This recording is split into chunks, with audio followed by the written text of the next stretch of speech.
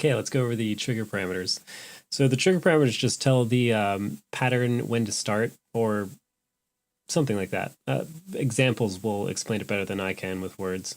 So we have this first module playing in arpeggio, and I am going to show you what that sounds like just right now.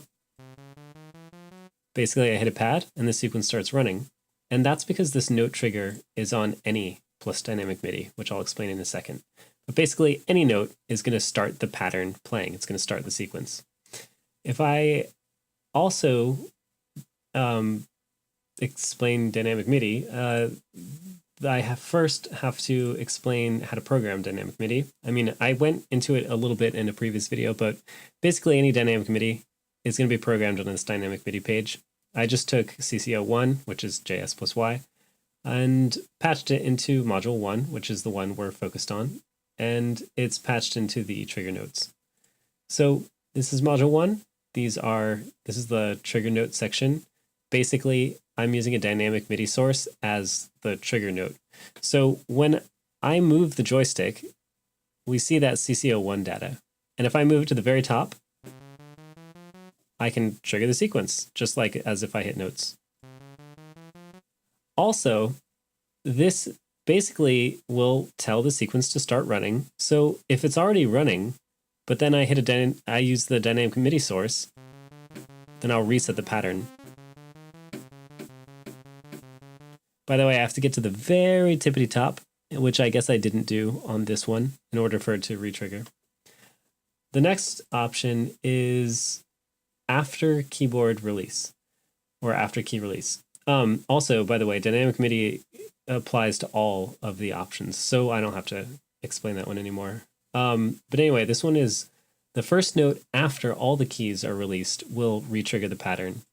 So in other words, if I don't release all the keys, then the pattern just continues playing. So if I play a C major, and then I switch it to C augmented, it just continues playing the phrase. It doesn't reset like it did with the first option. In fact, if I switch back to the first option, by modulating that fifth,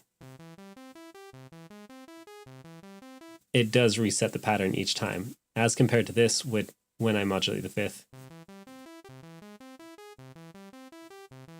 Sorry, I chose the wrong one because I chose the one for envelope, not this. Anyway, now let's continue on. You can see all I'm doing when I modulate that fifth is changing the note series.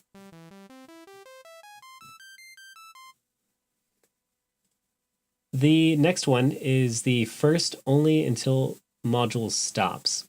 So to better explain this one, I actually have to latch it. And unlike the previous option, which again, I'll go back to, it's latched, but if I play a chord, and then I play that chord again, basically every time I press the chord, it will retrigger. But in this, oh, wait, darn, I keep clicking that wrong option. But anyway, in this mode, every time I click the chord, it won't retrigger. So I keep clicking it, and it's not retriggering. I can still change the note series with the input notes.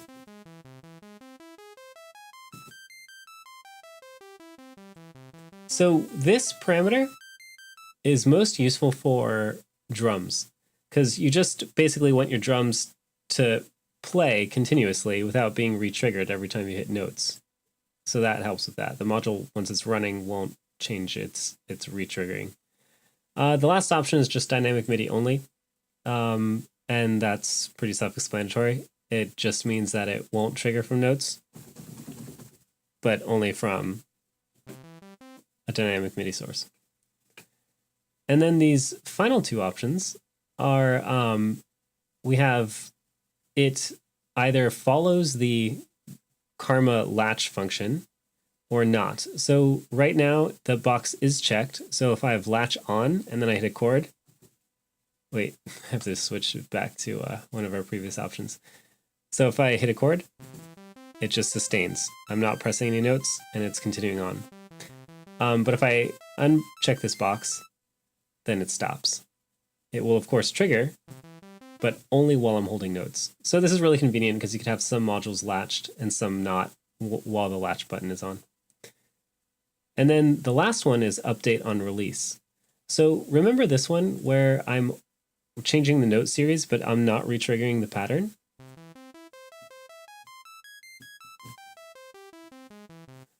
Well, if I have it update on release, then it will update the note series whenever I release notes. So I'm hitting a C major, and now when I let go of the fifth, it actually remaps the note series. And that is everything. I'm so happy. I was kind of choppy on some of those explanations, but I mean, hopefully with the examples, it all made sense. Like usual, you can just ask me questions and I'll be happy to answer them. Thank you.